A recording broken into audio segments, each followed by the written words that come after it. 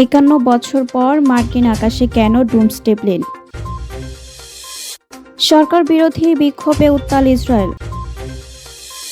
3 মাসের মাথায় সংসদ ভেঙে আগাম নির্বাচনের ঘোষণা জাপানের প্রধানমন্ত্রীর।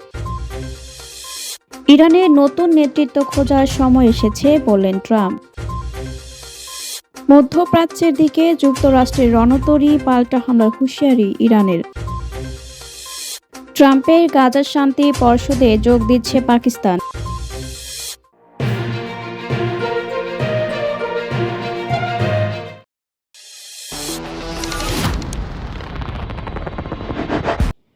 একান্ন বছর পর মার্কিন আকাশে কেন ডুমসডে প্লেন? লস অ্যাঞ্জেলেসের আকাশে দীর্ঘ 51 বছর পর দেখা গেল মার্কিন সামরিক বাহিনীর সবচেয়ে সুরক্ষিত ও রহস্যময় বিমান বোয়িং ই-4বি নাইট ওয়াচ। গত বৃহস্পতিবার 8 জানুয়ারি বিকেলে লস অ্যাঞ্জেলেস আন্তর্জাতিক বিমানবন্দরে বিমানটি অবতরণ করে। এরপর থেকে সামাজিক যোগাযোগ মাধ্যমে পারমাণবিক যুদ্ধ আসন্ন কিনা তা নিয়ে শুরু হয়েছে তুমুল বিতর্ক। ডুমসডে বিমানটি মূলত পারমাণবিক যুদ্ধ বা জাতীয় বিপর্যয়ের সময় আকাশ থেকে সরকার পরিচালনার একটি ভ্রাম্যমাণ কমান্ড সেন্টার হিসেবে কাজ করে। তবে হঠাৎ যুক্তরাষ্ট্রের আকাশে কেন এই ডুমসডে প্লেন? পেন্টাগন এবং মার্কিন বিমান বাহিনীর পক্ষ থেকে জানানো হয়েছে, বিমানটি কোনো জরুরি সংকেত নিয়ে নয়, বরং মার্কিন প্রতিরক্ষা মন্ত্রী সেক্রেটারি অব ওয়ার পিট হেগসেথকে বহন করে লস অ্যাঞ্জেলেসে এসেছে। লস অ্যাঞ্জেলস টাইমসের প্রতিবেদন অনুযায়ী প্রতিরক্ষা মন্ত্রী পিট হেগসেথ বর্তমানে মাসব্যাপী আর্সেনাল অব ফ্রিডম নামক একটি সফরে দেশব্যাপী রয়েছেন। এই সফরের লক্ষ্য হল মার্কিন প্রতিরক্ষা শিল্পকে চাঙ্গা করা এবং নতুন করে সামরিক বাহিনীতে লোকবল নিয়োগে উৎসাহ দেওয়া। লস অ্যাঞ্জেলেসে অবস্থানকালে হেগসেথ রকেট ল্যাব নামক একটি মহাকাশ গবেষণা প্রতিষ্ঠান পরিদর্শন করেন এবং ইউসিএলএতে ক্যাডেটদের সঙ্গে শারীরিক কসরতে অংশ নেন।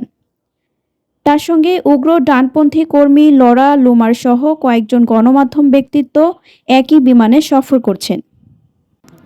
এর বিশেষত্ব হল এটি পারমাণবিক বিস্ফোরণের ফলে সৃষ্ট ইলেকট্রোম্যাগনেটিক পালস এবং প্রচণ্ড তাপ সহ্য করতে সক্ষম। এর ভেতরে রয়েছে উন্নত যোগাযোগ ব্যবস্থা, কনফারেন্স রুম এবং অপারেশন সেন্টার। জরুরি অবস্থায় প্রেসিডেন্ট ও সামরিক প্রধানেরা এখান থেকেই যুদ্ধের নির্দেশ দিতে পারেন।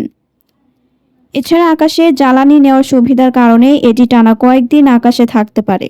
বর্তমানে মার্কিন বিমান বাহিনীর কাছে মাত্র 4টি এমন বিমান রয়েছে, যার অন্তত একটি সবসময় যুদ্ধের জন্য প্রস্তুত রাখা হয়। বিশ্বের বিভিন্ন প্রান্তে যখন অস্থিরতা চলছে, বিশেষ করে ভেনেজুয়েলার প্রেসিডেন্ট নিকোলাস মাদুরোকে গ্রেপ্তার এবং ইরানের চলমান বিক্ষোভের মুখে যুক্তরাষ্ট্রের কঠোর অবস্থান, ঠিক তখনই এই বিমানের উপস্থিতি মানুষকে বিচলিত করেছে। অনেকে সামাজিক যোগাযোগ মাধ্যম এক্সে লিখেছেন, 51 বছর পর কেন এখন এটি এলো? আমরা কি যুদ্ধের খুব কাছাকাছি? যদিও পেন্টাগন বিষয়টিকে একটি সাধারণ সফর হিসেবে প্রচার করছে, তবে সাধারণ কোনো সরকারি বিমানের বদলে কেন এই ব্যয়বহুল অতি সুরক্ষিত বিমানটি ব্যবহার করা হলো, সে বিষয়ে কোনো আনুষ্ঠানিক ব্যাখ্যা দেয়নি কর্তৃপক্ষ।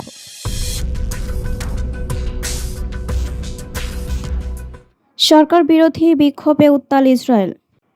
ইসরায়েলের প্রধানমন্ত্রী বেনিয়ামিন নেতানিয়াহু ও তার সরকার বিরুদ্ধে দেশজুড়ে বিশাল প্রতিবাদ সমাবেশ ও বিক্ষোভ অনুষ্ঠিত হয়েছে। শনিবার 17 জানুয়ারি সন্ধ্যায় হাজার হাজার মানুষ তেল আবিবের হাবিবা স্কয়ার সহ দেশের বিভিন্ন প্রান্তে রাস্তায় নেমে আসেন। বিক্ষোভকারীদের প্রধান দাবি ছিল গাজায় হামাসের হাতে নিহত শেখ জিম্মি রান গোভিলির মরদেহ ফিরিয়ে আনা এবং 2023 সালের 7 অক্টোবর হামাসের হামলার ঘটনায় একটি স্বাধীন রাষ্ট্রীয় তদন্ত কমিশন গঠন করা। টাইমস অফ ইসরায়েলের এক প্রতিবেদনে জানানো হয়েছে, বিক্ষোভকারীরা বর্তমান সরকারের বিচার বিভাগীয় সংস্কার পরিকল্পনারও তীব্র বিরোধিতা করছেন।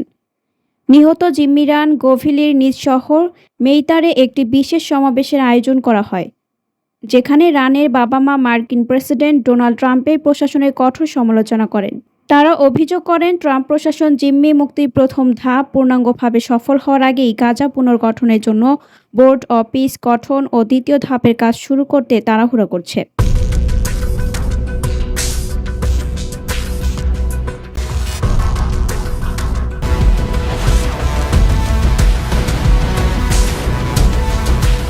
রান গভলির বাবা ইজিক এবং মা তেলিক এক বিবৃতিতে প্রশ্ন তোলেন, হামাস যেখানে তাদের সন্তানকে ফিরিয়ে দিতে অস্বীকার করছে, সেখানে কিসের ভিত্তিতে শান্তি ও পুনর্গঠনের কথা ভাবা হচ্ছে। তারা মনে করেন হামাসকে চুক্তি পালনে বাধ্য না করে গাজা পুনর্গঠন করা মানে ইসরায়েলের জাতীয় নিরাপত্তাকে ঝুঁকির মুখে ফেলা। তেল আবিবের প্রধান সমাবেশে প্রাক্তন প্রতিরক্ষা মন্ত্রী ও আইডিএফ প্রধান মোশে ইয়ালন বর্তমান সরকারকে দুর্নীতিবাজ ও মেসিয়ানিক হিসেবে অভিহিত করে তীব্র আক্রমণ করেন। তিনি নেতানিয়াহু সরকারকে ইরানের বর্তমান পরিস্থিতির সঙ্গে তুলনা করে বলেন, ইসরায়েল কোনো বাহ্যিক অস্তিত্ব সংকটে নেই, বরং অভ্যন্তরীণ সংকটে জর্জরিত।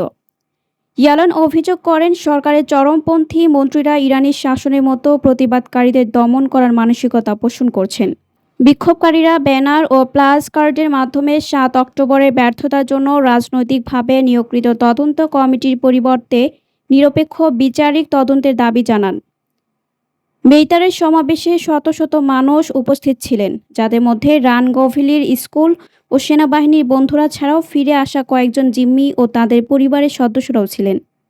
জিম্মি দশা থেকে মুক্ত হওয়া রুমি গোনেনের মা মেইরাফ লেশেম গোনেন আবেগ ঘন কণ্ঠে জানান, ৭ অক্টোবরের হামলার সময় রান এবং অন্য রক্ষীরা তার মেয়েকে বাঁচাতে জীবন বাজি রেখে লড়েছিলেন। বিক্ষোভকারীরা ঐক্যবদ্ধভাবে এই বার্তা দিয়েছেন, যতদিন না শেষ জিম্মি ফিরে আসছেন এবং সরকারের ব্যর্থতার স্বচ্ছ বিচার হচ্ছে, ততদিন রাজপথ ছাড়বেন না তারা।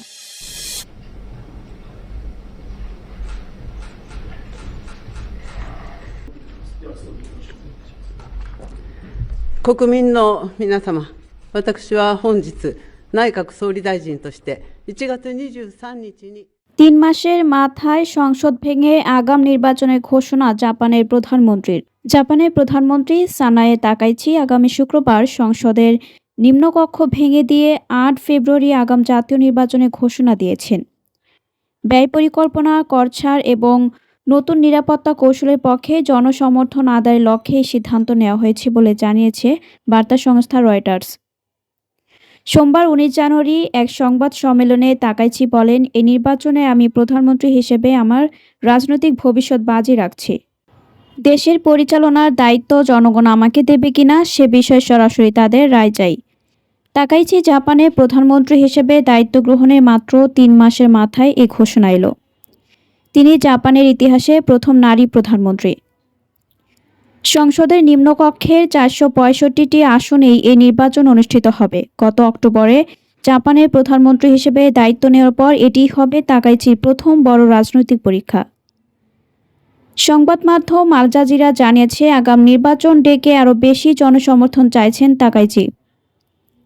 তিনি ক্ষমতাসীন লিবারেল ডেমোক্রেটিক পার্টির এলডিপি ওপর নিজের নিয়ন্ত্রণ আরও দৃঢ় করতে এবং জোট সরকারি নড়বড়ে সংখ্যাগরিষ্ঠতাও মজবুত করতে চাইছেন। 衆議院を解散する決断をいたしました。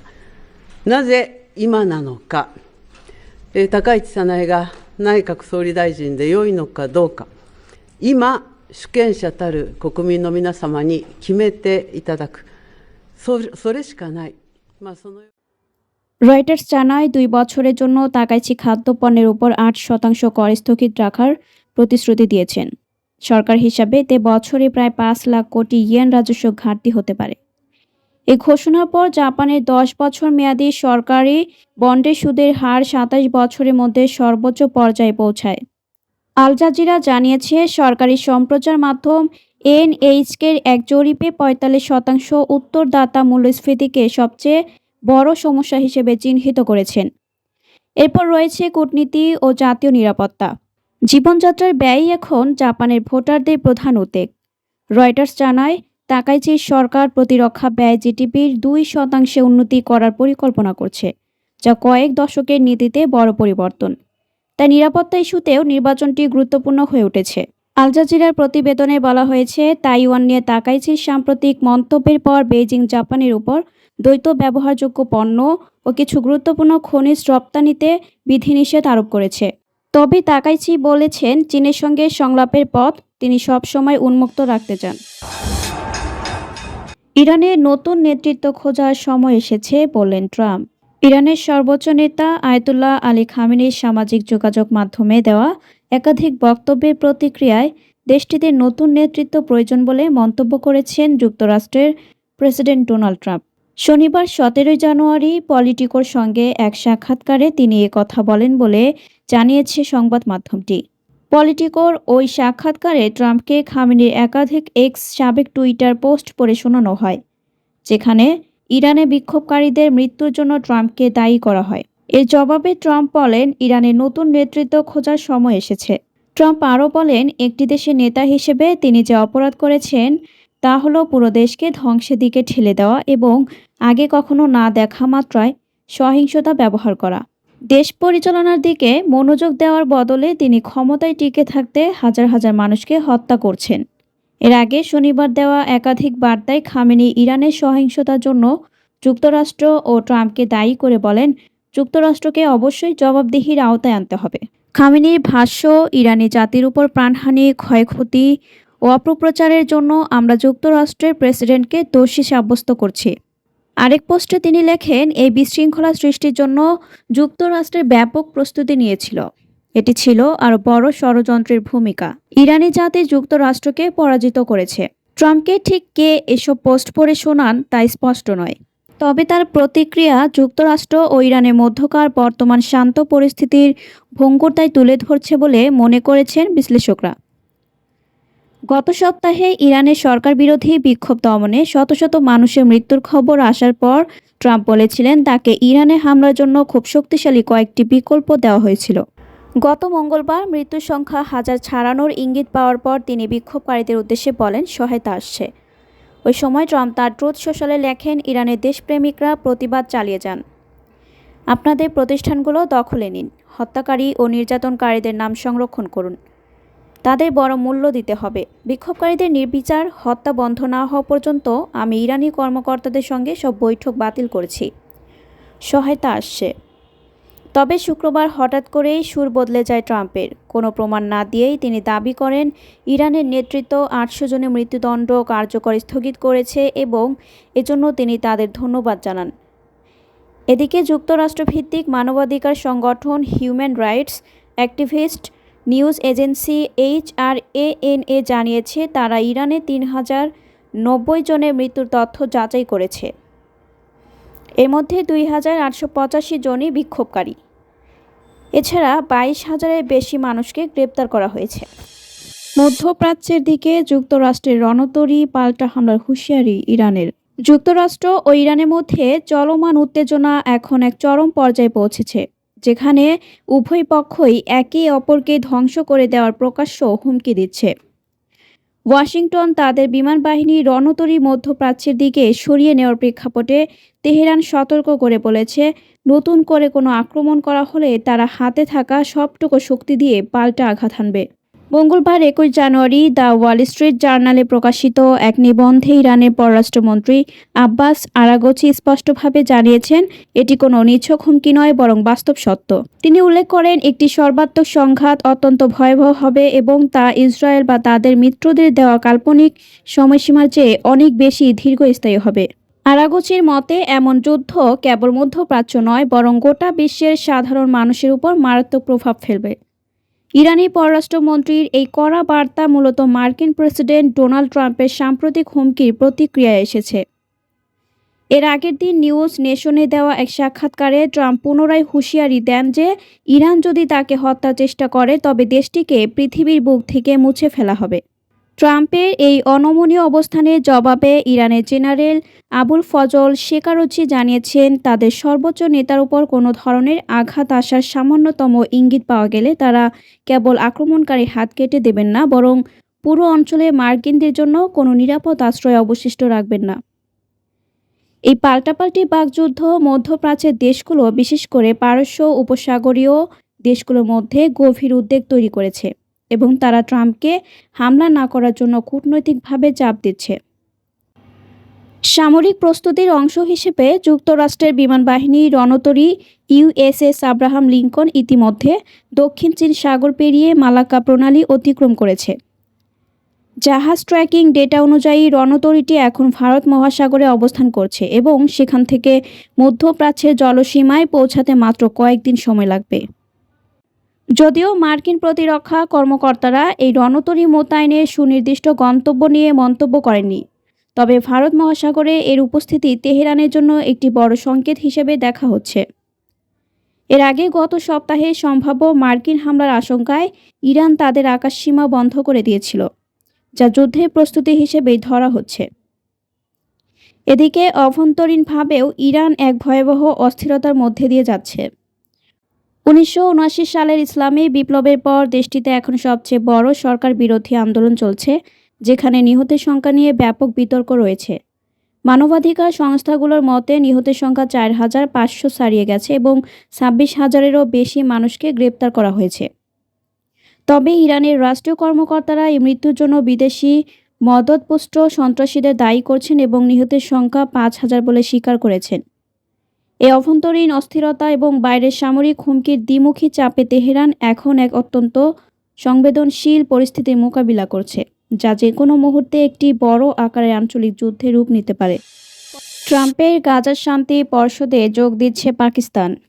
গাজা পুনর্গঠন এবং দীর্ঘস্থায়ী শান্তি প্রতিষ্ঠার লক্ষ্য নিয়ে গঠিত বোর্ড অব পিস বা শান্তি পর্ষদে যোগ দিচ্ছে পাকিস্তান। মার্কিন প্রেসিডেন্ট ডোনাল্ড ট্রাম্প ঘোষিত এই উদ্যোগে যোগ দিতে সৌদি আরব, তুরস্ক, মিশর, জর্ডান, ইন্দোনেশিয়া ও কাতারের পাশাপাশি পাকিস্তানও আমন্ত্রণ গ্রহণ করেছে।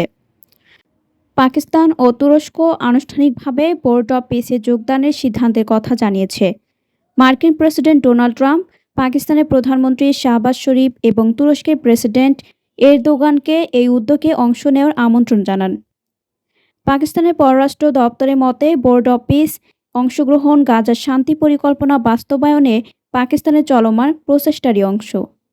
এই পরিকল্পনা জাতিসংঘ নিরাপত্তা পরিষদের প্রস্তাব 2803-এর আলোকে গ্রহণ করা হয়েছে।